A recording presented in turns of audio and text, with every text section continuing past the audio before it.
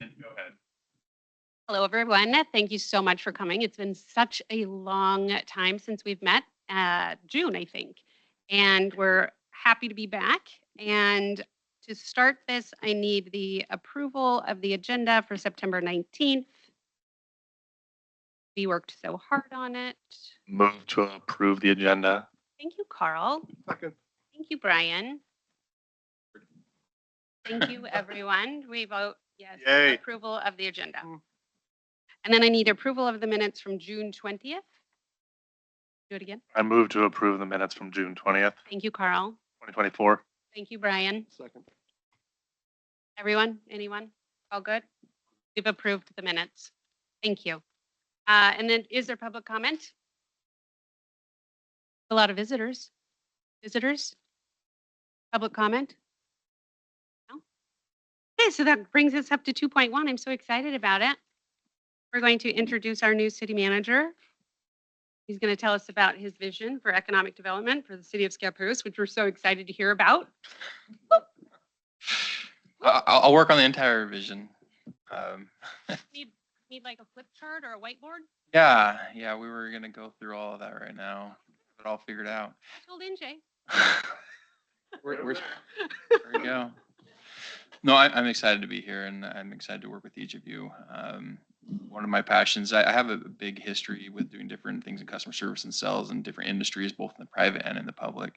But I think that translates over a lot into just economic development in general. It's really finding people that want to be here, helping them see the reasons and the values of being here, how to work with them and plan to go forward with the business retention expansion type models as well. So I have the last 5 years in Stanfield, we were able to change a lot of things that they didn't really have a plan of how to get some economic development. The first thing they told me is we want to do something with our downtown, but they didn't know what to do. But yet at the same time, they didn't want any growth on the community development side, which I thought was interesting because businesses thrive off of growth, and they don't just want businesses growing. They need more population to grow as well. So we help change a lot of the perception of some of the population, some of the key stakeholders to help in growth, to embrace growth of all types in community sector as well as the commercial and industrial side. So worked with a lot with Business Oregon, with OEDA, the Oregon Economic Development Association,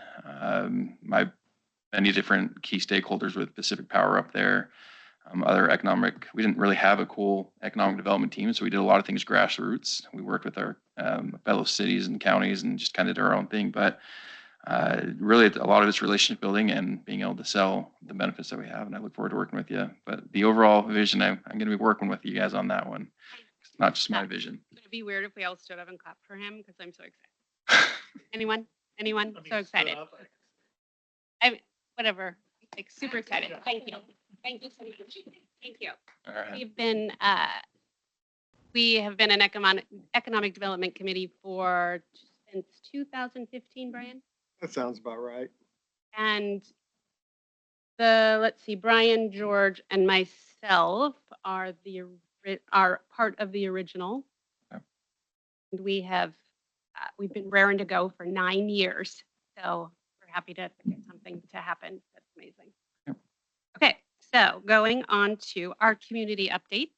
We love this part. We have Columbia Economic Team, Mr. Paul Vogel. You've had lots of months, so we expect that such great things have happened. Well, thank you, Madam Chair. Can you hear me okay?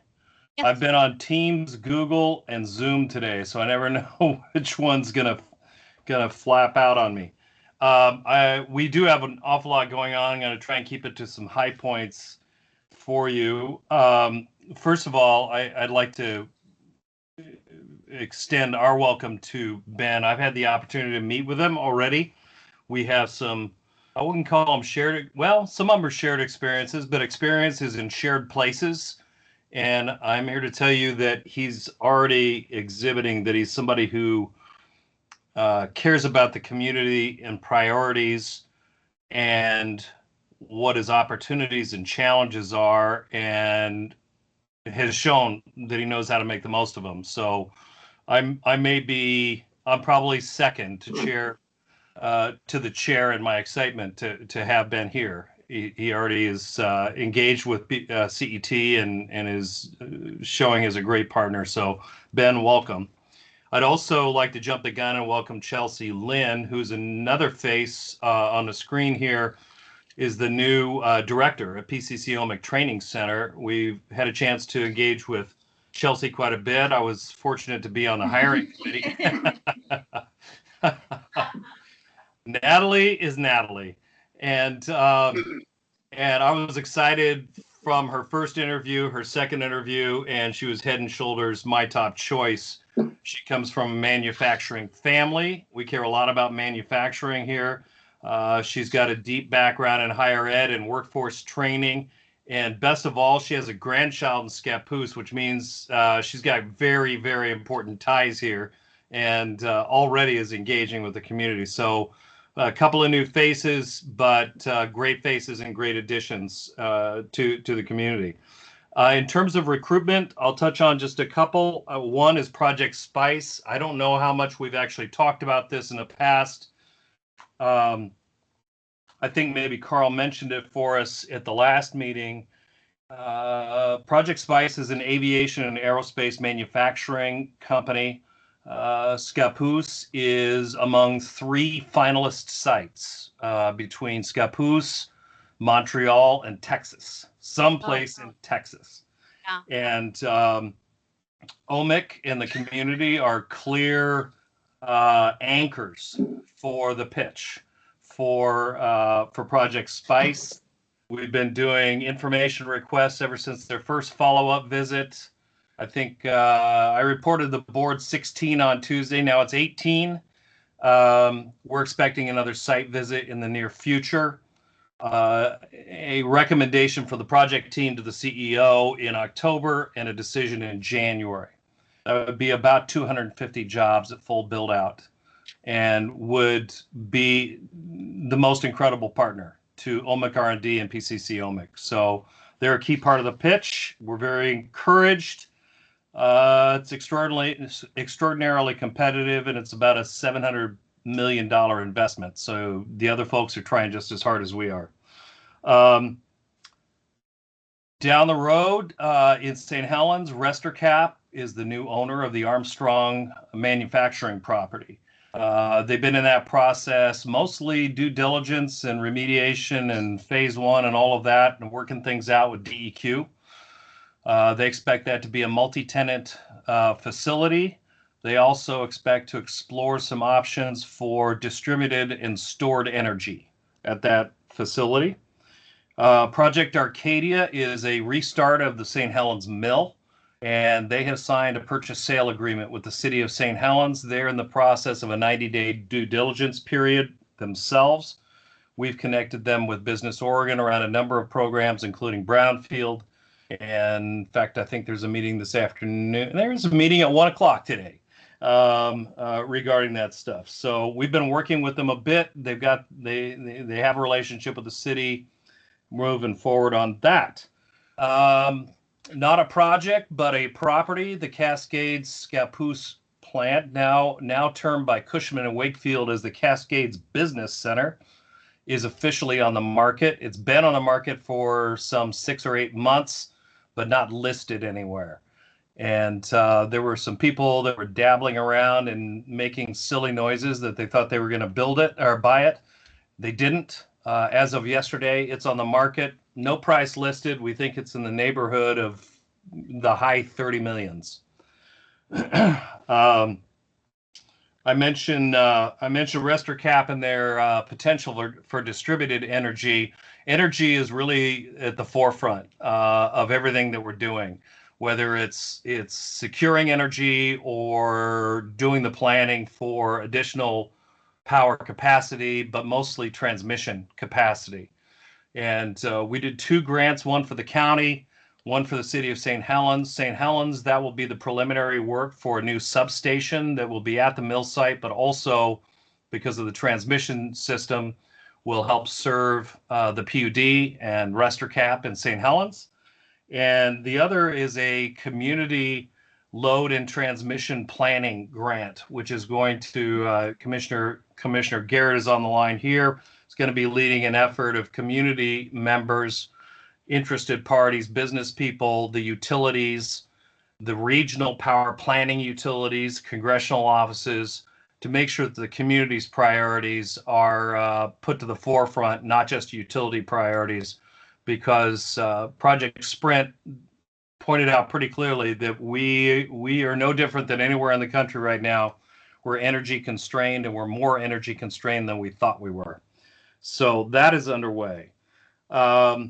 Business retention and expansion has been a major effort of ours. There are people in this room that were involved in this project.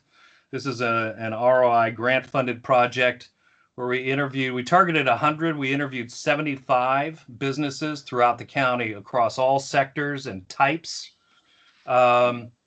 And all of that data went immediately into a database, a computer program. We've got a platform built around it.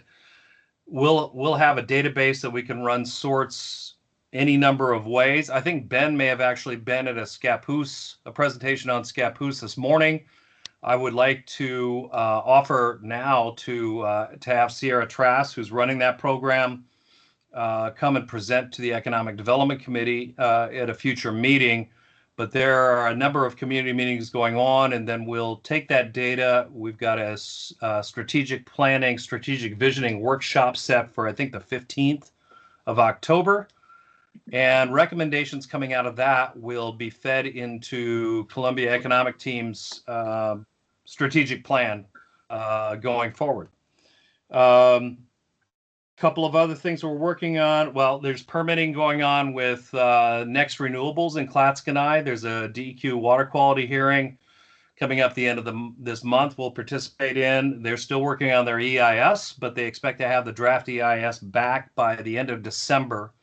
That's the only thing holding this back, which would be not only an energy consumer, but a massive job creator in North County. And then we've got Natalie and Chelsea on here. CET is teamed up with PCC on a micro-credential. What is it? Community to Careers. Did I get that right? It's a micro-credential for machining, essentially. And it's an intensive program fashioned after the Intel Quick Start program that PCC put together with that company. 2 weeks of intensive education.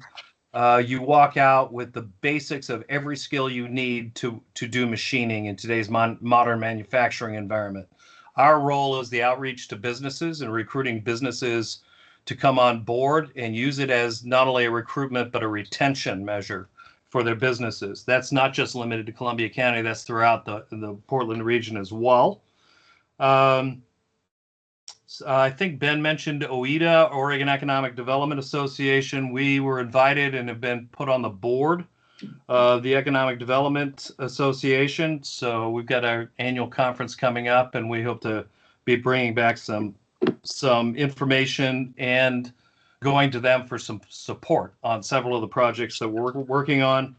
And then the last thing, it's kind of a rare action, but because the economic team board generally avoids partisan races and political partisan races, political measures, but they voted unanimously on Tuesday on 2 of them that have decided economic impacts. One is the jail levy.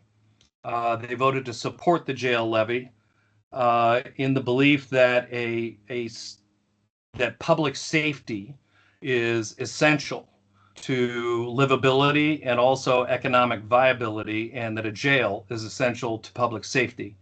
And so they voted unanimously in support of the jail levy and voted unanimously to oppose State Measure 118, which, do your own research, help yourself, is a tax. And it's a tax on sales, so it's a sales tax. What we don't need is another tax that's going to cost you money, because every transaction of every good involved with any company that is covered under Measure 118 is going to be cumulative and cost you at the checkout stand or in your out basket if you're online. So there's nothing about a new tax that helps the livability and the competitiveness of our communities and our local businesses, nor helps the perception of Oregon as a business-friendly environment. So the board voted unanimously to oppose Measure 118, and we encourage everyone to take a look at those measures, and if you decide to, join us in our opposition and our support. That's it. Thank you, Paul. Paul, can you tell the group what that 118 is called and how the opposing team is calling it to get their voters' votes? I don't know what they're all calling it. Measure. They're calling, well, just they're saying it's a rebate. Yeah, they're calling it a rebate. So here's the deal. If you buy a muffin, that muffin started out as grain or wheat. You mill the wheat, the farmer sells the wheat to a mill, it's taxed. The mill sells the flour to a manufacturer, it's taxed. The manufacturer makes muffins out of it, it's taxed when they sell it to wholesale and distributors. Those folks sell it to stores, taxed again. They sell it to you, taxed again. Those are all cumulative taxes. And then the proponents of this measure say, and at the end of the year, we might be able to send you a little bit of a check. Well, you will have paid many-fold over that check and any benefit from it by tax throughout the entire year. So they don't call it a sales tax. Legally, they can't call it a sales tax, but it is a sales tax. And the proponents are wealthy, they call themselves philanthropists from out of state, no public discussion, put it on the ballot because Oregon is a great trial state for ballot measures. They decided to use this as a pilot project. It needs to go down. The state does not need another tax lopped on top of all of the tax we have now. We are already, I think we're number 6 in the country in terms of tax load. Our competitiveness will suffer. Our sanity will be questioned because we approve something like this. So in Oregon, when you get both sides of the aisle and a very progressive tax-friendly governor opposing a measure, it's a pretty good signal. Makes someone want to give up muffins. That's right. This is threatening your muffins. Well, tell me what Arcadia is. Arcadia is the tissue mill restart. So it's a company. It's a company that is very familiar in this space. The investors they're very familiar in this space. They've been a customer of this mill for decades, and they intend to restart the mill, become its biggest customer, and eventually start converting raw product to paper adjacent to the mill site right now. It's never had a converting plant right there. The converting plant was in Scappoose. So yeah, it's a mill restart. We were a little worried about it at the beginning, but they've brought in people who have actually run this mill, familiar with this mill, and I mean, literally know where all the rivets are. So we're being as supportive as we can. Okay. Thank you very much. Yep. Ms. Jeanette Santiago, it is time for your update as Scappoose City Council. It has been a while since we've all Yes. met. I can't remember. I think it was even before June. Right. So I'm sure we have, well, first of all, we have a city manager we've been working on for many months, and so glad that Ben is here. And just to be very general, I think the city is also, we have a new interim chief. Oh, goody. Chris Fuallen. Oh, really? That's such a great idea. I love him. And but right now the police department, I'm sure Ben can update, but we're doing a lot of there's been union discussions, so the city is really busy, but glad to have Ben because that was our first priority, is to make sure we have leadership in order to move forward. Anything else? I don't know. There's so 2 many, months, like, you guys have to, more than like- 2 things. I need more bullets. You say really busy. What's the top 2 things occupying your time? The council's Obviously, time. these 2 things. What's the third? well, that was our top, the police department, of course, and of course, city manager in, because right now, what are we in? What month are we in? September. September, October.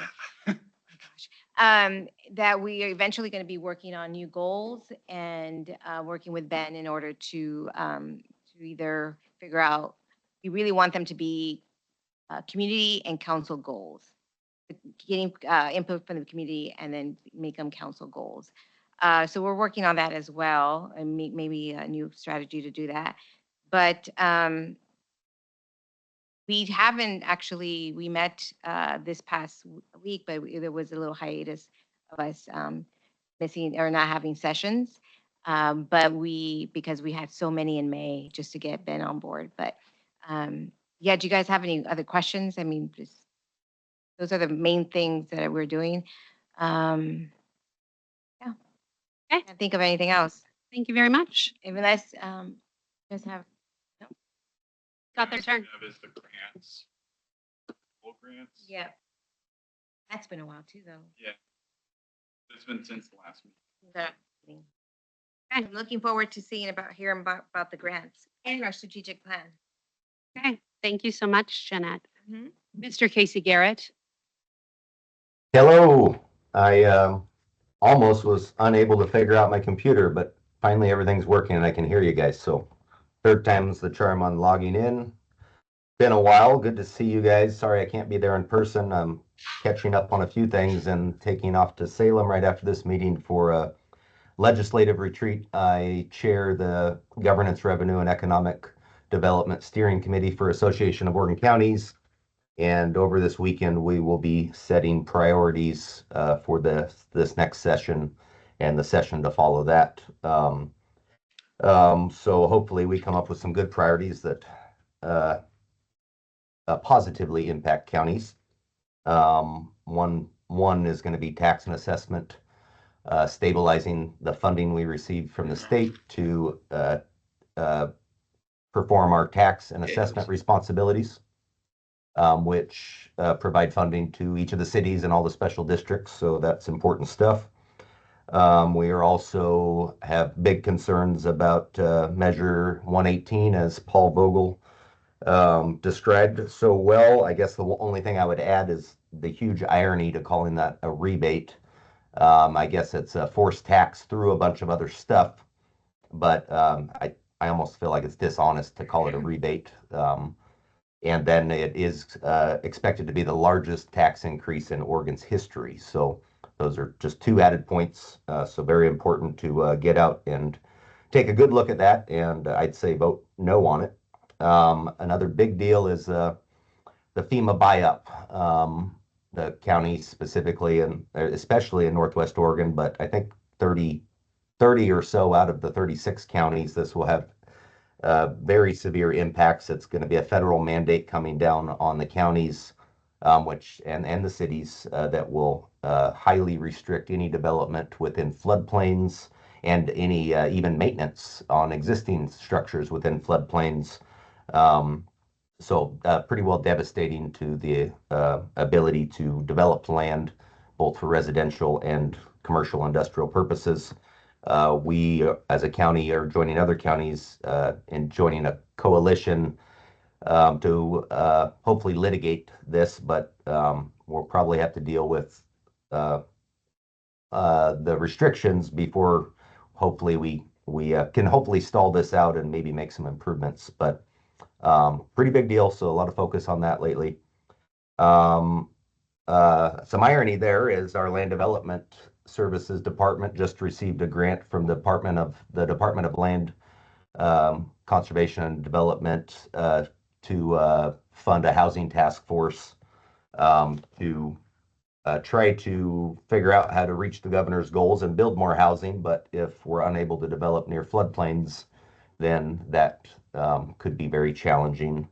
But we have a good team working on it, kind of a countywide look at housing implementation to increase housing availability.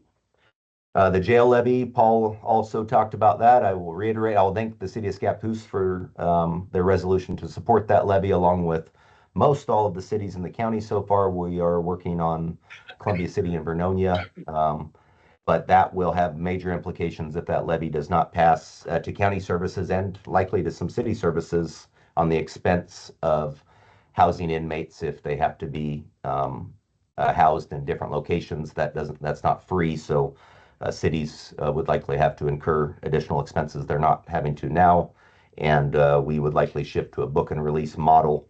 This isn't a new levy, it's just a slightly increased amount. It's maintained the same amount since 2014.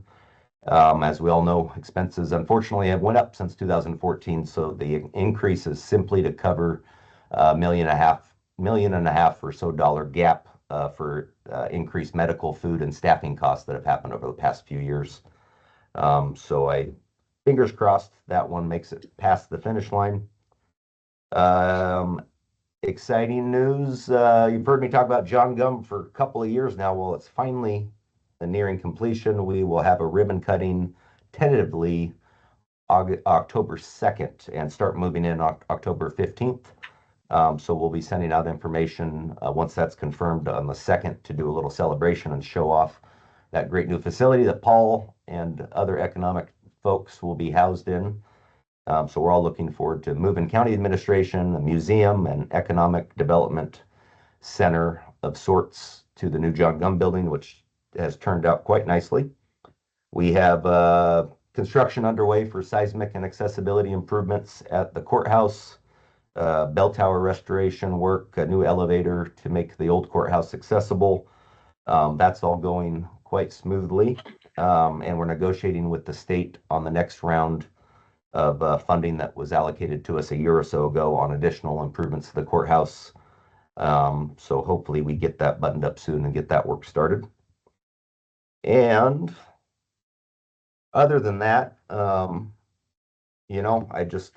I get to talk to Paul quite often, and I'll just say we are very lucky to have this guy, because if any one of the things that he's working on goes through, is a big deal for our county and city of Scappoose and everybody else. So thank you, Paul, for all your hard work. I'd take credit for it other than, I can't, other than trying to make sure we get them more money every year to operate. So I'd encourage the city of Scappoose to up their contribution to Columbia Economic Team as well. The county has stepped up to do that. And I know times are tough, but that's the ticket to most of our problems, is bringing in new industry, and the economic team is doing a fantastic job of that. So thank you. Thank you, sir. Thank you, What he Casey. doesn't Paul. say is I'm the only one who answers his calls. That's funny. Okay, so it's been so long. So I know Josh is gone. No, Craig is gone. So where are we with OMEC R&D? Paul, do you know this answer? As far as a Josh replacement or a Craig replacement? So yes, I know a bit.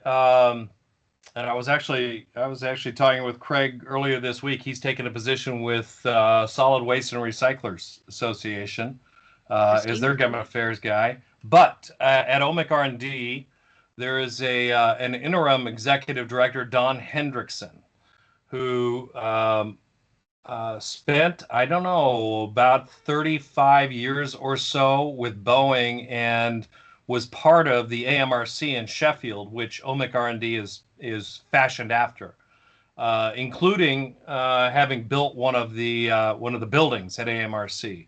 So very familiar with the R&D world, applied research, as well as running a facility. He's already brought in a number of new programs and a number of new research projects, as well as a couple more grants. Very easy guy to work with. And there's a new chair, Dave Hyam, who is also about a 40-year Boeing retiree. I mentioned the Boeing angle because these folks are very familiar with the company that we're recruiting for manufacturing here, and they were principal in our site visit. I don't know if they've launched the search for a permanent director. I'm not sure Don wants to do this for life, but I would imagine, they're hosted by Oregon Tech, and so they'll be going through, hopefully hopefully a more streamlined process than one the PCC had for us to hire Chelsea. But they'll be launching a national search, I'm sure. But personally, I'm delighted to hang on to Don as long as we possibly can. He's a great partner, and I would pop over there if I were you and ask him to see the atomizer that he's kind of expropriated from OSU. It will take any metal, even those that haven't been invented yet, and turn them into small quantities of powder for 3D printing research and experimentation. He's quite proud of that little machine. It's pretty fun to watch, and he's bringing in more and more of that stuff. Josh is a recent departure. I'm not certain. I'm not certain about that role. But if you want to talk to anybody at OMIC R&D, talk to Don Hendrickson or Hermes, who is head of applied research. Okay. Or talk to Natalie, and she'll walk you across the street and introduce you to everybody else. Okay. Thank you so much. Okay, so who do I call on, Chelsea or Natalie? And I mean, since we don't know you, I'm happy to introduce Chelsea and then give a couple updates and then give her the floor if that works for you guys. okay, well, give us your like tell us who you are. I mean, Paul already kind of said you were amazing, so like Oh. give us your 101 so we know you. And then So I Chelsea, am we want yours too. Awesome. So I'm Natalie Phelps. I'm the program manager at PCC OMIC. So I'm in charge of community outreach, education outreach, and industry partner outreach. And I also oversee the Columbia Works internship and all of the events that we do here, as well as the facilities. So a little bit of everything. As far as updates go, as Paul mentioned, we're super excited to have Chelsea Lynn as our new director here on site. She's amazing. We can't wait to see what she does for PCC OMIC. She's going to do amazing things. Very stoked. As far as other updates go, we are gearing up for Manufacturing Day. That will be happening on October 4th. That's going to be a very big event. And then after that, we will have a supporting women in manufacturing event in December. And then we always do our career fair in the spring. So those are kind of a reminder of our big events that we do.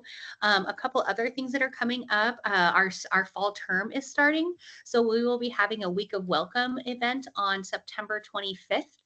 And that will be for students to see what kind of resources are available to them, both through PCC as well as through community resources. So we'll have CC Writer there and Columbia County Mental Health as well, and WANA Credit Union. So we have that coming up. And then I'm trying to think if there's any other big updates. I'm sure there are, but like I said, probably the most exciting thing is having Chelsea here on staff. So I'll go ahead and pass it over to Chelsea, and she can have the floor. Thank No you. pressure. No pressure, Chelsea. Thank you, Paul and Natalie, for such wonderful introductions. My name is Chelsea Lynn, and I now live in Columbia County. I recently moved 2 weeks ago. I have been at Oregon State University for the last 5 years working for the College of Education. And as Paul mentioned, I come from a manufacturing family. My first job was working in my parents' manufacturing firm. And then later, I was a small business owner for about 15 years before I went back to higher ed and got my master's degree in adult and higher education.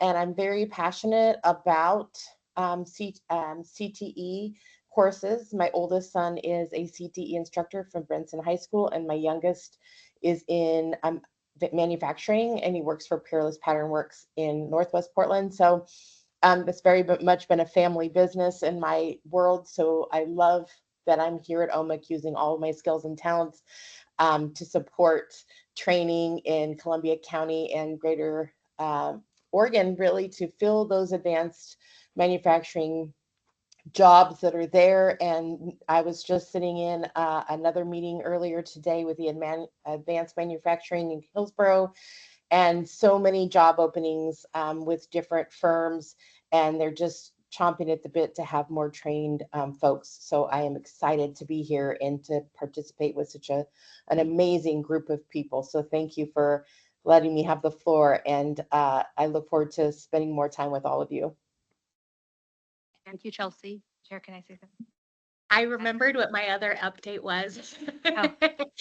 The other update I was going to share is, so I'll actually be sitting, speaking of convoluted hiring processes, Paul, I'm actually going to be sitting on the hiring board for a couple new positions that are opening up at OMIC R&D. So they actually have two machine operator research assistant positions that they're looking to hire people for. So really exciting. We'll be posting about it on our social media. You can also find the link to that on OMIC R&D's website as well as Indeed. So I just wanted to make sure that that was out there. We're trying to find some more people for them over there. So Thank you, Natalie. thanks. Okay, so I Just wanted to Chair? add something. Oh, yes. So I just want to say welcome Chelsea, and to thank Natalie for the touring us today after the SBDC session. And Natalie says, if anyone is interested in touring the PCC training facility, if you haven't, please do so, because we normally just come and see the front. If you haven't been seeing the back end of it, is amazing, correct? It's just the amount of resources that we have available, the equipment for our for students, and so in our community as well. So if you haven't done a tour, please contact Natalie. Absolutely. I love getting out of my office. So help me with that. Thank you both. So we don't have our Ms. Nancy Ward and no Heidi.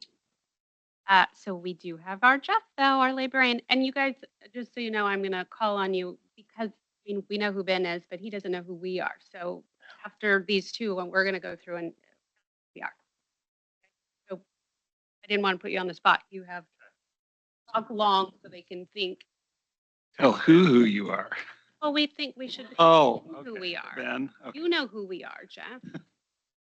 I mean, if he wants to know, like, do you want to know what we? That'd be fantastic. A little bit of your background, what you do, yeah. Thank you. Thank you. Yes. Not everybody knows who you are. I don't want to know who you are. I did have a question for Casey when it's appropriate. Oh, hold on just a moment, please. Ryan, would you like to ask Mr. Garrett a question? Yes, I would. Thank you. Okay, Ryan Rosenthal has a question for you, Hey, Mr. Garrett. Casey, this is the first I've heard about the new restrictions on floodplain construction. Is this going to affect all types of floodplains or only severe? Like, will it affect 100-year floodplains, or is it going to affect, just the inundation zones and things that were already highly restricted? No, my understanding, this will affect all floodplains. I'm not going to say I'm the expert to know all details, but I believe even 100-year floodplains could be impacted by this. This goes back, I think, a decade or so. I think it was Audubon folks sued FEMA at some point, and it's a really big deal, but it's very complicated, and I would say Lori Oliver probably is much more in the know than me on all the details and implications of this.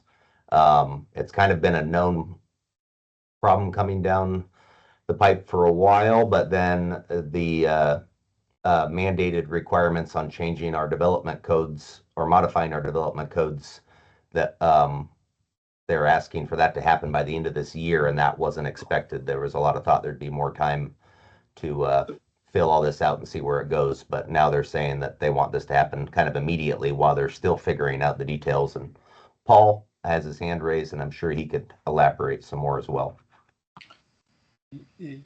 Madam Chair, if I may, I can't tell you a whole lot more than Commissioner Garrett, but Brian, in terms of your question, all floodplains, and you may or may not be treated differently if you're behind a certified dike. But for example, it changes setbacks from waterways from 20 to 150 feet, rendering a lot of property actually unusable. It also affects mitigation that's possible. It affects the ability to get funding. It affects the ability to get insurance. Worst of all, it mandates all of the enforcement of this on local government, none of which is tooled up to do it, is staffed up to do it, even has any rules. And they've issued that mandate in August, first part of August, to take effect in December. They haven't even finished their environmental impact statement yet. They haven't even taken all the public input that guides the environmental impacts statement on the impacts to communities. So they're rushing through this because they're being pressured by the folks that sued them. There seems to be a resignation that they're going to be sued one way or the other. So they're going to screw over the folks that aren't as organized as the environmental groups. We finally have the governor's attention on this, natural resources, mostly because of the housing issue we raised. The ability to build housing in 30 of Oregon's 36 communities has just been severely curtailed. And this is also basically thumbing its nose at Oregon's land use process. So FEMA seems to feel like they and NIMFs are going to get sued one way or the other. So they're just going to screw somebody over, and they're going to screw over the folks that are least organized and take their chances in court. And but the chaos that reigns in the meantime, and the restrictions that are put on property owners, business owners, it's fine if you want to reshingle your house, but I hope you don't need to remodel it, for example. Promises to last for years, if not decades. Yeah, and I don't know how much truth there is to this, but even reshingling your house, I think there's some concern. Even maintenance and anything that could be considered an impact to your property. So even existing developed land, it could be very hard to maintain under some of these requirements that we don't fully understand yet. So That's, We're going to talk to Lori? no, it's just disturbing. It seems like a far overreach. I mean, I can understand if they said something like, well, we're not going to issue flood insurance anymore on, areas that are severe flood issues, but that's very different than preventing construction. And it's ridiculous that you can't if they're going to try to block maintaining existing properties. That I'm sure that won't hold up in court. I can't imagine it would. yeah, and that's the thing they're holding over counties' heads is if you choose not to, they will just yank flood insurance and all the implications of that. That's the thing. Even if the counties were to win in court, if they're emphatic about this, if they refuse to issue flood insurance, it's still going to have a massive impact on construction in those areas. So even if they don't mandate the counties to not allow, change their development code to prevent it directly, if they withhold flood insurance, it's going to be a problem. So, okay, well, thank you. Unfortunately, it sounds bad. Brian, you're exactly right. And let's just pick a date. August 1, they sent out this letter. August 15th, the letter announced that they were going to stop all letters of map revision. So if you weren't squared away with your floodplain maps by then, you're screwed. So that locked everything down. Now they're forcing the counties into a box. And unraveling it is just going to be insane. And if you're wondering why you haven't heard about this, it's because nobody actually understood it or could believe that they were going to proceed with this before they completed the NEPA process and the EIS, which is 2 years out. And but they jumped the gun. They're doing this, and they're picking off each state. So why isn't Florida upset? They haven't got to Florida yet. They're working on Oregon now. Thank you. Natalie, do you have your finger up? Okay. Not for us. Finger up, but not for us. Thank you for the info. Jeff. Okay, well, for your I was patience. happy. I appreciate it. So from an economic standpoint, we did another round of movies in the park since we last met. Oh, yeah. And seems to not matter what we do or what we show. We always have at least 200 people show up. Do that. The only problem was having to cancel one night because I thought it was going to rain based on the weather forecasts, and it ended up Those people. not. But I have to cancel a day in advance because of all the other groups that come in. Do it immediately when everyone's already there. We did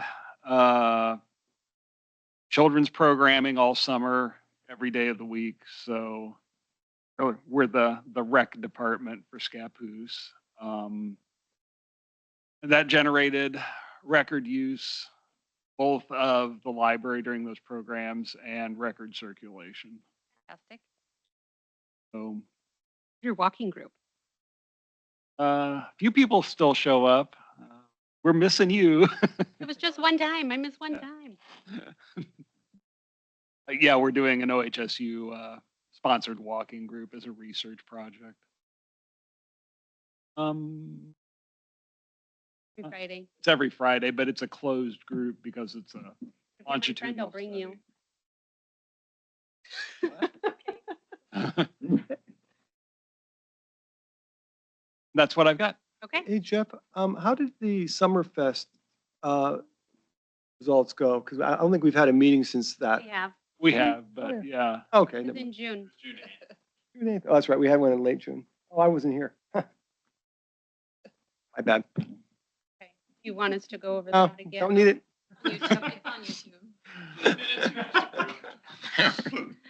Yeah, it's in the minutes. Lori, I imagine that you are here for our city of Scappoose, which, I mean, it's been so long, so we've got great stuff. It's been a long time. Great stuff. Okay, so I will go over some land use updates and then just go over kind of some construction you might be seeing or expecting to see soon, and then a few city projects. We have a lot of city projects going on right now. So in terms of land use, let's see, Wana Credit Union has submitted a land use application for their new branch just south of Bimart. They'd be doing a 2-lot partition, so they don't need that entire lot. They'd be partitioning it off. They'd build on the lower half and then sell off the northern portion of the lot.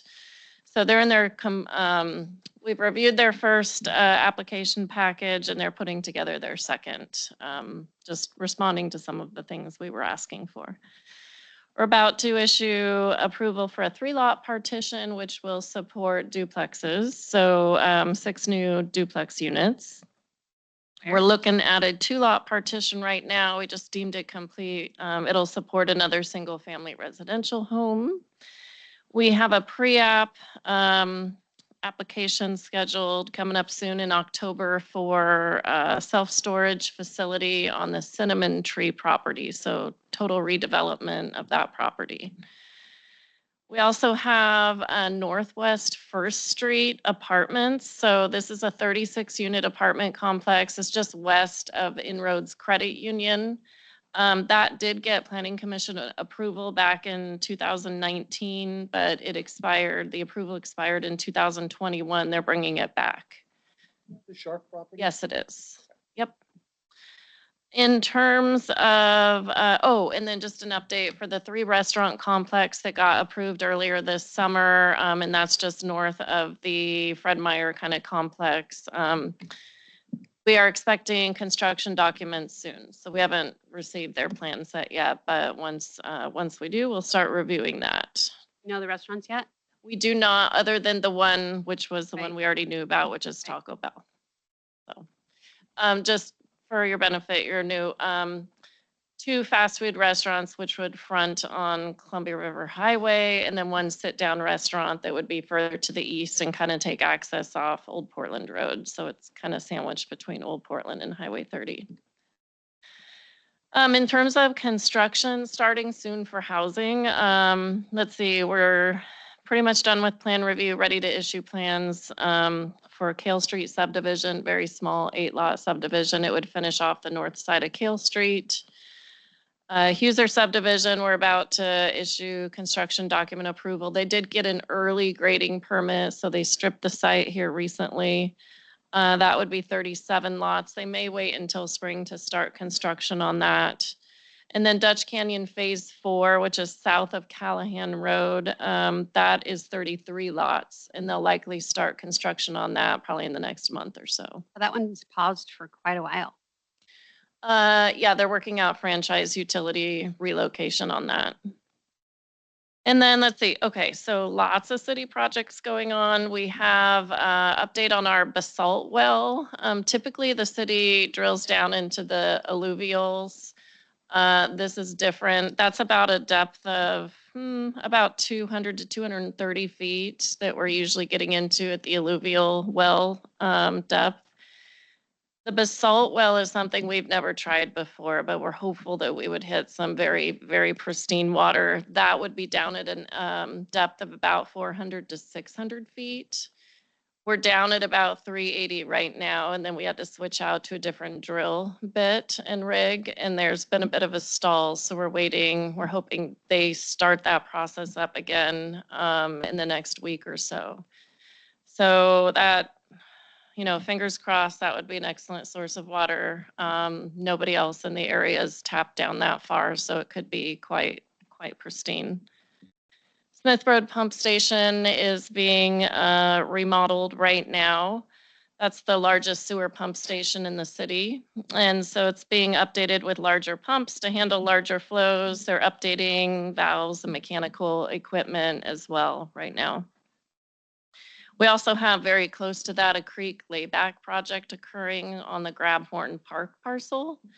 And so the thought there is they are laying back sort of those very incised creek banks that'll allow for additional flood storage capacity. It'll decrease the velocity of the flood flows through there, and it provides fish habitat. They'll put some wood structures in there as well. Next, we have kicking off soon the Keys Road water reservoir project. So they'll demolish a couple of the older tanks there. One's hasn't been in service for years. One they'll be draining soon and removing to replace it with a 3 million gallon water reservoir. And that construction, well, I think the demo is slated to start next month. So that'll be ongoing through this winter. Lastly, our wastewater treatment plant is getting some major upgrades. They just poured the slab for our new biosolids dryer. This will result in Class A biosolids, which essentially at the end of this means that those could be used, that end product could be used as fertilizer. So I don't think the city has an immediate plan to sell that in terms of generating revenue, but I think, longer term, that is something that we would look at. We'll just kind of weigh the public perception of that and get some, education out there and see if there's an avenue to sell that in the future.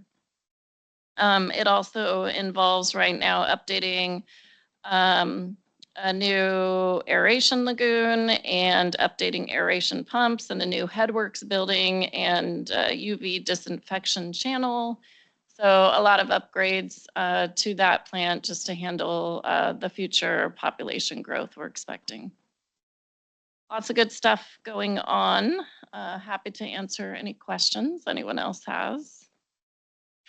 In terms of, I will just say, following up with the floodplain discussion, it's moving very fast, as Paul and Casey indicated. We did think that we had a little more time to kind of implement this. My understanding, I attended one of the early work sessions on this with FEMA. Cities have until December 1st to indicate which direction or which they're calling it a PICM, pre-implementation compliance measure, they're going to follow. Our options are not allowing any development in the floodplain, which is not a great option. The other option is to indicate that you plan to adopt their model code, which if you adopt the model code, it has built into it all the protections that they would want in place to make sure you're not having an impact on any affected species in the area.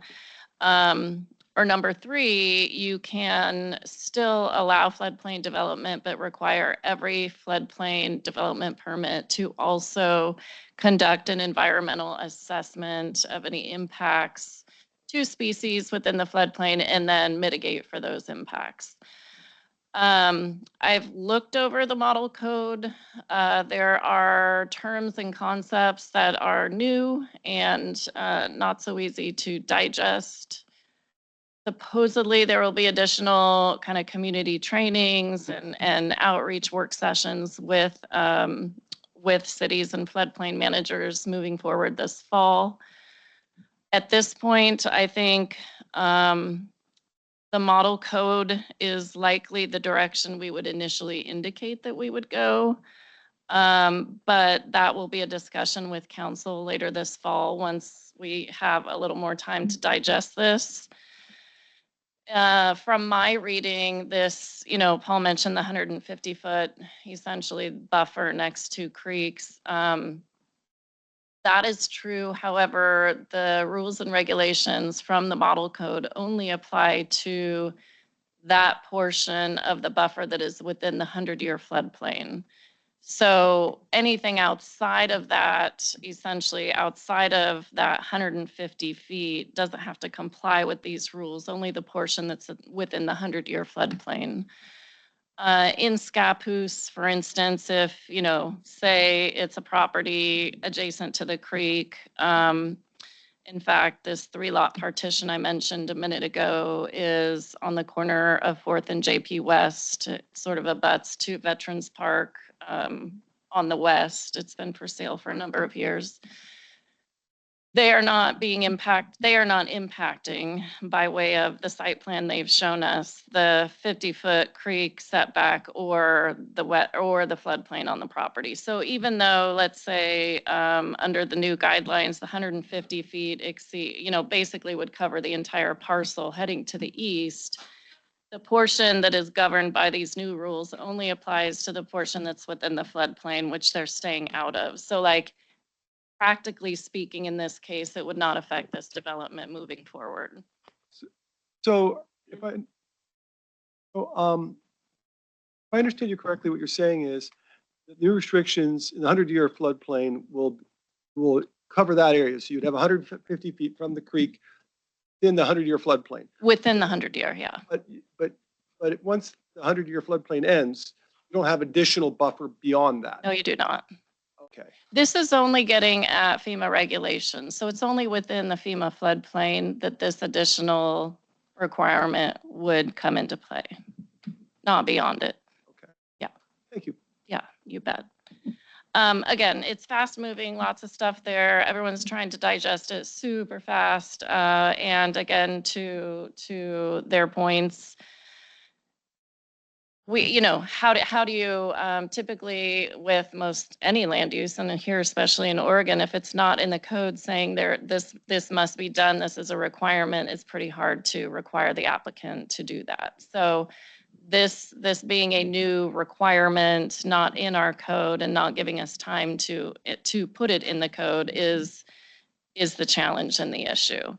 From the webinar I watched, they did say that if you did elect to adopt the model code by December 1st, it doesn't actually have to be adopted on the books until June of 2025, in recognition that you're going to need to have significant outreach to your community, work with your council, and take that time to adopt the new code. It's not a fast process. The state requires noticing ahead of time. It requires planning commission and 2 city council hearings. So all of that takes time. To adopt new code does take roughly 6 months, if you're more or less doing it right and having those checkpoints with everyone.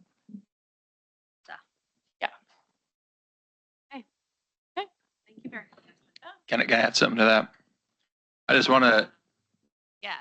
up to you. Have the floor. No, I just want to show my appreciation for everything that Lori and NJ, what they do. A lot of the public businesses don't realize they're oftentimes like, well, there's so much in the permit process, so it's so convoluted, it takes so long, or they're so restrictive on the government side.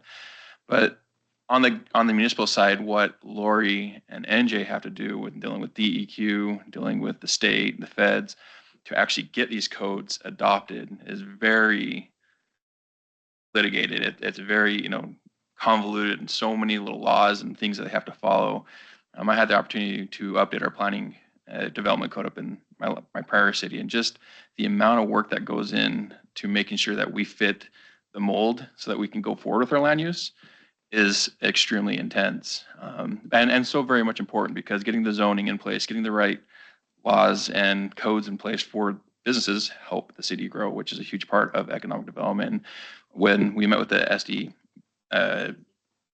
SBDC, whatever, the small business development this morning, that was one of the things that a lot of the businesses in Scappoose mentioned. There's just a lack of land for them to build on and to grow when we're trying to recruit new businesses. And so I know they're going through their 50-year update, which is still, in the works and quite a lot of work.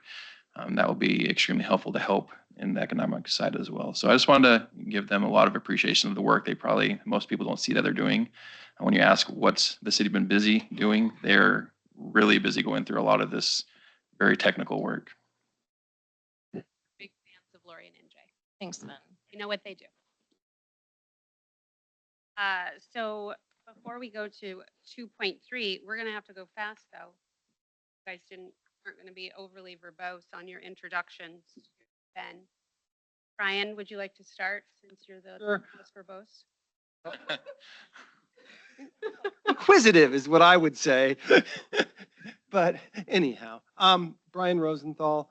I live just outside of city limits up JP West. Doing business in town now for over 20 years.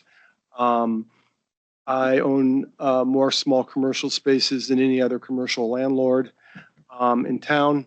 And I also have land for development. I just actually added 4 more commercial lots this Tuesday. It closed behind next to Sharf. So yeah. Anyhow, that's it for me. Whoa. George? Hi.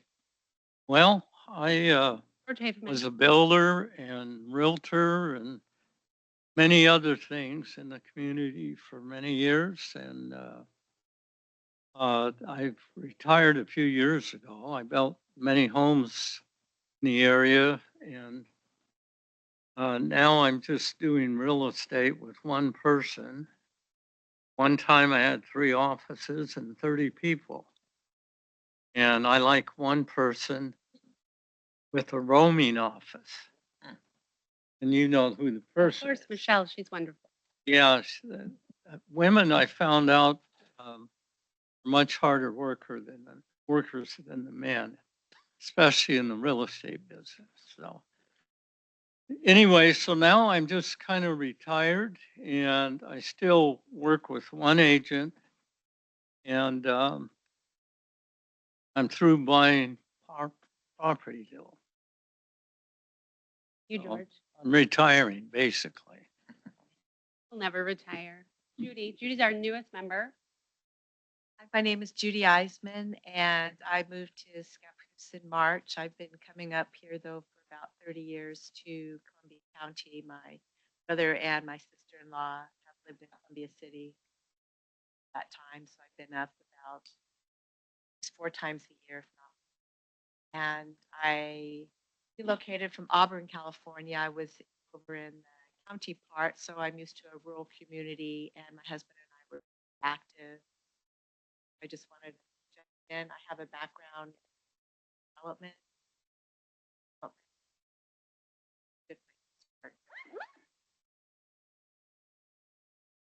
I am going to call on Sean.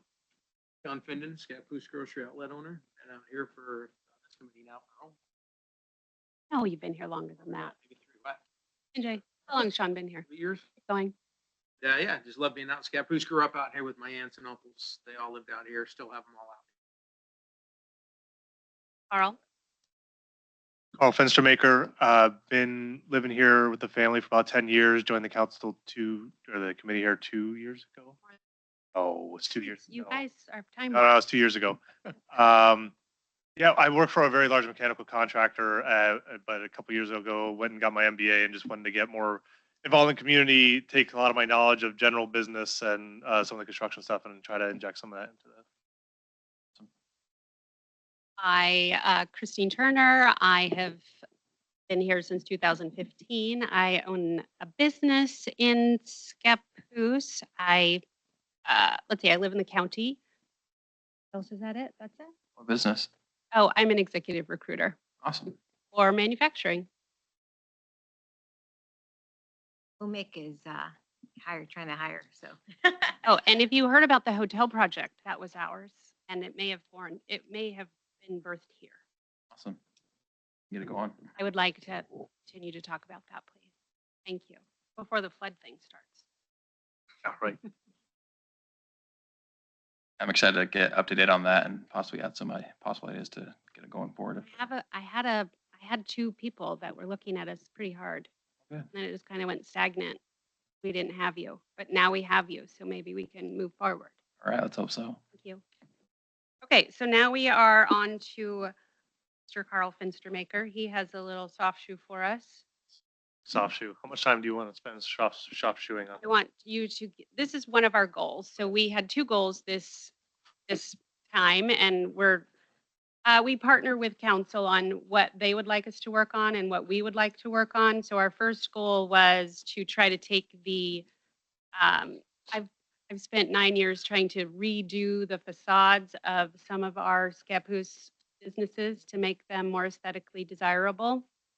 As a recruiter, I do understand the importance of a community from a visual perspective, and if we're going to attract not only businesses but for residents, we have to have something that looks like we're more than just a truck stop. I mean, we are a beautiful community, but when you drive through it at 45 miles an hour, I know it's only 35, but when you drive through it at 45 miles an hour, we don't have a lot of appeal.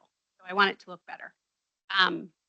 So one of our goals was to take our urban renewal grants and kind of get that out to the community, and we've taken a first pass through that, not as targeted as I would have liked to see, but that's what we have done. And then the second one is actually Carl's baby, about creating an economic development strategic plan report that he has spent so much time on. That was a little bit maybe more over the top to say it, but so It you sound look good. it did sounded Yeah, great. yeah. I wouldn't call it my baby, but if you look at to your point about having a plan and having a vision, if you look at the charter for this committee, one of the things it says very clearly is that this committee owns the economic development strategic plan for the city. It turns out I don't think we've ever actually had one or created one. So in bringing this up over the past year, we decided we want to try to take a stab at it. There was initially a lot of back and forth on concern from all parties, like, are we talking about trying to enforce and write code or give direction to staff or any of that kind of stuff? And it's really not, right? I think there was an agreement to call it a report, is why you said that, Yeah, where report. it's really just, this group is intending to focus on what we believe is best for the community. Where does it need to go? I mean, do I need to go on what a strategic plan is or does or what it should be intended to do? It's really just, it's a map, right, of where we want to go. That way the decisions can be made in accordance with where that long-term vision is. And so getting that documented by this group and kind of bought into by the council and yourself and everybody else in the city, I think could go a long way to help, lessening the confusion when new things come to bear on decisions that need to be made. We'll already have that map and be easier. So we talked about it early this year. So what you'll see in the packet is kind of an outline of the different sections. And, I'm concerned, like, this doesn't need to be a 40, 50 page report, right? 2-3 pages, something that's short, concise. So anybody in the community can pick it up and understand where we are today, where we want to go, and kind of what are the kind of things we want to do to kind of get there, right? Go ahead. I was gonna say, you're done, but I did want to, I know that Sierra from SBDC, Keep It Local, her presentation today was fantastic. She had a lot of information.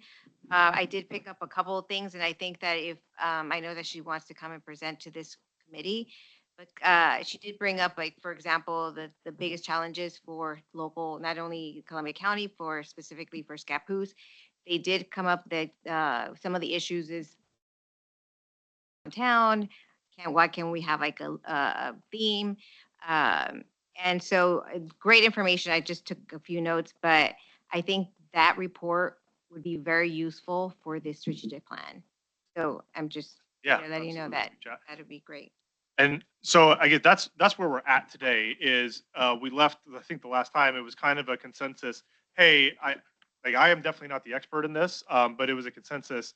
Feed Carl information. I'm happy to, one of my skill sets is kind of technical writing and boiling down a bunch of technical information to something that's say readable, digestible by average, maybe non-technical people. So I asked for input from everybody, and I think Summers got busy and didn't really get a lot of input from anybody. So that's where it's kind of stalled out today. So I think maybe a reaffirmation, one, that this is something we feel valuable, that then the council feels valuable, that we should still push on and try to develop. And if it still is, then maybe more specific commitments from individuals for helping start to build out some of this stuff. That's where we're at today. And Thank you, Carl. Right, and I completely agree with that. I think having a plan gives us a good direction for where to go and provides a lot of value for the committee here. And roping in, as Councilor Santiago mentioned, the small business SBDC, as well as Paul's team and all that to kind of central folks around here. There's a lot of one thing I really noticed in this area is there's a lot of people doing a lot of great things, and if we can somehow funnel that into one place and give a direction, it would really help provide additional clarity, communication, get information out there, marketing strategies. There's just a lot to that. So yes, I think that's a great idea. And I believe too, Paul could speak to this as well. I think the end result of the work that Sierra's doing is a countywide economic development strategic plan. Is that correct, Paul? I think they already have one. Might not be there. Might not be there. I believe that's what I heard. And if we may already have one, this would be I don't know that the extent of outreach has ever been reached like what they just did. And so that's the exciting part of this is that they spoke to over 75 business owners. And I think you were on some of the interview. I tried to be. Okay. I was a bad luck. All of my people I reached out to. Okay. Yeah, and that happened with 25 of the planned interviews. But yeah, which will be great to see. It was pretty fascinating attending today and hearing all the outreach and the feedback that we got. It's going to be helpful to all the cities for sure. So what's your strategic plan to accomplish building a strategic plan? Good question. So I think what I'd like to do is actually take these kind of in order. What I need, maybe like the first two sections for today, I want to talk about for the current state of economic development in Scappoose. I need help. I need volunteers, people to send me information. I think it's really three buckets. It's what codes do we have in place today that kind of govern economic development in general, and it just a general overview of that. It's come with some of the current opportunities, which I know we were discussing, but maybe some of the bigger ones kind of highlight in here, the things we're tracking upcoming. And the third thing is we were just talking about is what are the larger economic conditions. So what's the county strategic plan? Maybe if there's anything at the state level that impacts us, just kind of identifying, and that's where we're looking at what's going to impact Scappoose is what's the general state that we're in today. And I think those are the three areas. So again, I need help from somebody to help me. Again, I'm okay with getting bullets. We could sit down and have a conversation if you're the expert in it. I can do all the things, but I just don't have the time to do all the research myself. And I think a lot of this information can be found, as we mentioned, from the SBDC, from Lori, from Paul. They're working on the 50-year plan, which usually includes an economic needs analysis. So in fact, that's probably the place you want to start. Right. What's that? So the city's already completed an economic opportunities analysis. It's in draft form and it's on our 50-year plan website. But NJ, can you send him a link to that page? And so that's going to give you the snapshot of basically kind of our past and where we're at now. Okay. Do you think that covers everything relevant to? So it's that. Does that have all the county stuff in it as well, or is that? No, that's specific to Scappoose. Yeah. In addition to the report that Ben was saying this morning. Right. I think just gathering all of them together and coming up with reviewing that and what's I applicable can to reach you. out to Sierra. I'm also an advisor on the SBDC. I mess that acronym up all the time. I know. Now I'm nervous about it. Like, Jeff. Carl, would it be helpful to have Sierra present at the next meeting? Yes, I think she's on our tablet for next one. Okay. Which we're moving.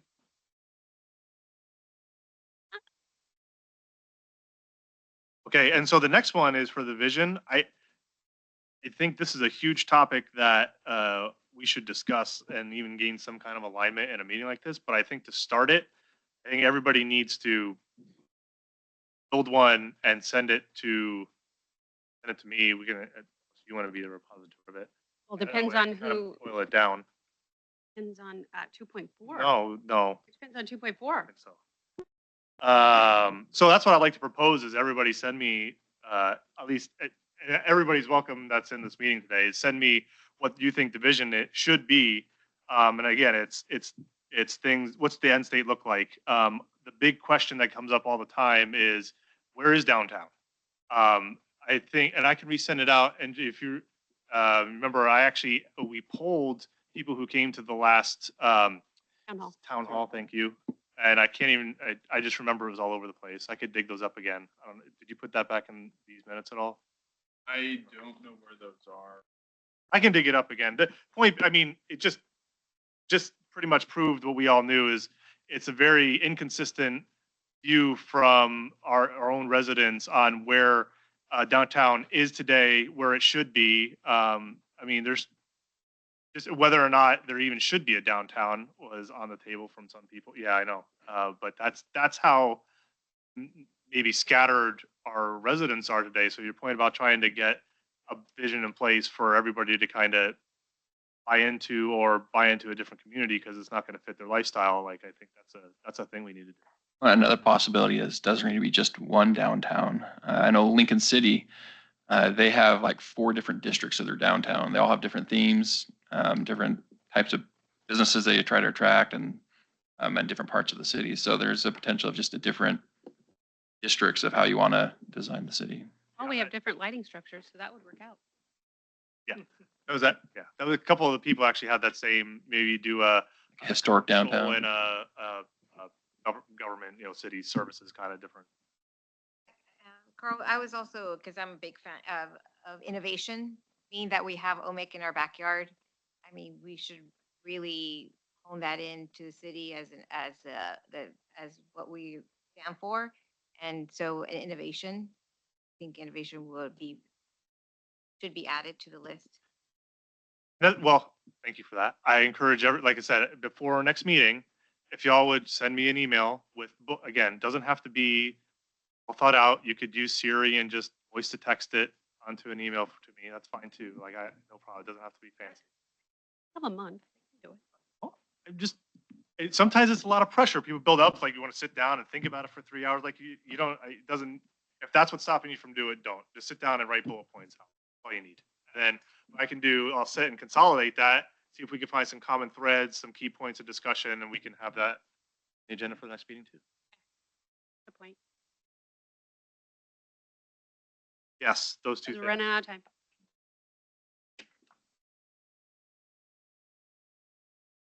I feel like I got 2 actions and nobody else got an action. What do you mean? So yeah, Carl, I mean, in terms of like getting this done or at least getting it moving, do you think it's more beneficial to like make some assignments of what everyone should work on or have everyone work on only a few segments of I it? think it's actually, I'm making kind of a joke, but I'm happy to kickstart this. I think that's a great idea. If you pull in the 50-year draft and the stuff from Sierra, I can start fleshing out the first section for that, and then we can have a discussion on the second section if everybody gives me feedback. And then from there, it's going to be more of I think a collaborative kind of process, iterative process to kind of, what should I say? Carl, if you look at her presentation, it tells the top 5 challenges. I mean, you can go more than 5, but you can choose, hey, why don't we tackle those first 5? Yeah, so My statement is this. So when this group was born, we had a city manager, and Michael, fantastic, loved economic development. That's how we all exist. He was very invested. Our next city manager wasn't as invested in our committee. Like, how invested do you want to be? do you want to participate in this activity? So we sometimes partnered with city manager, sometimes didn't partner with city manager. So we certainly don't want to reinvent a wheel if you have a different vision. We'd like to partner with you. Right. No, I definitely.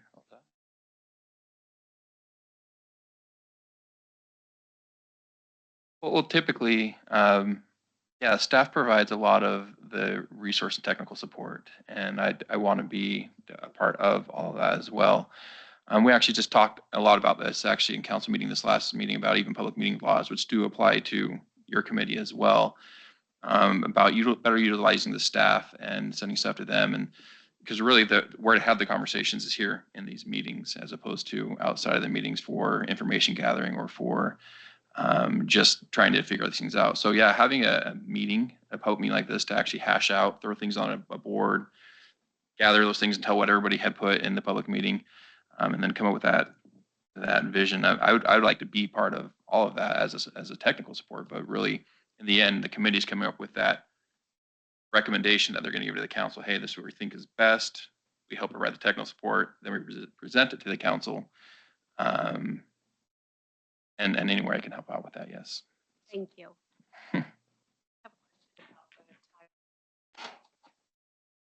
When do we want to have this? What are the dates? So the initial stuff is, let's call it a week before our next meeting. So I have a week to compile things. I'd say a week before that because we want to get this in the packet and we need to do that a week before the meeting. Yeah. Oh, fair point. You say get this in the pack, like I can't, I mean, I should be able to just come and the bullet point is discussion topics and I'll present findings, right? We don't need to have. If you're going to distribute materials, it needs to be in the packet. If you want to just talk about it, it doesn't. I promise you that I will not distribute materials. I will come prepared to discuss my findings. I am the material distribution police, so I trust you. Yeah. And we thank you for your service. Yes. So that's that one. As far as a timeline for implementing it, what we had talked about is I feel like doing it right and thoroughly and getting everybody's buy-in is more important than hitting a deadline. So as long as we're making progress, I feel good about it. That's my opinion. You're looking for a tentative deadline? Yeah. Yeah. I Don't get crazy, Judy. my own thought is that if we don't have some type of time when we need to do this, we will never have done. It will always be ongoing. And I mean, we can always say like, hey, we're right here. Let's agree to put this out. But if we want to really make it serious, then, yeah. It'll be so if next month's the first two sections, second 2 months out is what programs and action levers we have available. You're 3 months out for recommendations. After you have that meeting 3 months out, it's a final edit, and that's when probably a draft could go to council, like an official draft. I'm sure you'll be taking information back. So setting a goal of 4 months from today would be 4 meetings from today, maybe is a better way to say that. January. Yeah. January.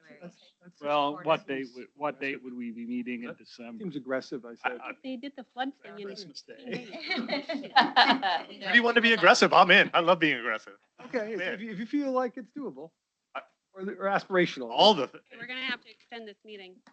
I We only have 2 more tiny go, things. go. Okay. Okay, 2 more tiny things. Okay, so I'm jumping ahead, NJ. I'm going to, Lori and NJ will be gone for the October 24th meeting. So we are proposing the 10th. Does anybody have any conflicts for the 10th? My retiree committee members, do you have any conflicts for the 10th? Make my schedule. I know, so we're good with the 10th. Do we need to make a motion and do that? Okay. I'm making a motion for the 10th. Again. Thank you. Hi, we're all good? Okay, we're gonna move the meeting to the 10th, we've decided. Okay, so then, do I have to read this whole thing? You want me to ask to extend the meeting? Or do you want me to just read really fast? You don't need to ask to extend the meeting. Okay, we're gonna extend the meeting because I have to read this. I am now accepting nominations of yourself or another voting member for the position of Scappoose Economic Development Committee Chair or Vice Chair. Currently, I'm the chair. This one's the vice chair. If someone nominates another person, ask the nominee, do you accept the nomination? If someone nominates themselves, thank them for being willing to serve and add them to the list. When someone is nominated or nominates themselves, ask, do I have a second? After steps 1 through 3, thank you, NJ. Would anyone else like to nominate themselves or another voting member? Number 4, when there are no more nominations, say, okay, I'm now closing the period for nominations. NJ's making me read These this. are the parts that are in parentheses and stay in, There's no stay in parentheses. your head. There's no parentheses. There are no parentheses. Parentheses. Last It's time- quotes and not quotes. You're reading the stage direction. Move left. All I know is I've been handed this sheet before and he has said, you need to read this verbatim. So if you received more than one nomination, provide each nomination with the opportunity to provide a brief statement of their qualifications and why they're interested, as there's quotation marks. Quotation marks. Once you get a sense of who committee members are most in favor, say it seems that the committee and most in favor of name serve as EDC chair or vice chair. We get the gist of this. Does anybody want to make a nomination for chair? I got tired of this. I nominate Christine.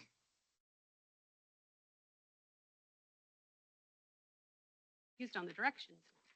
To accept the nomination. To think about it. Okay, so I nominate. I can just sit there for a second.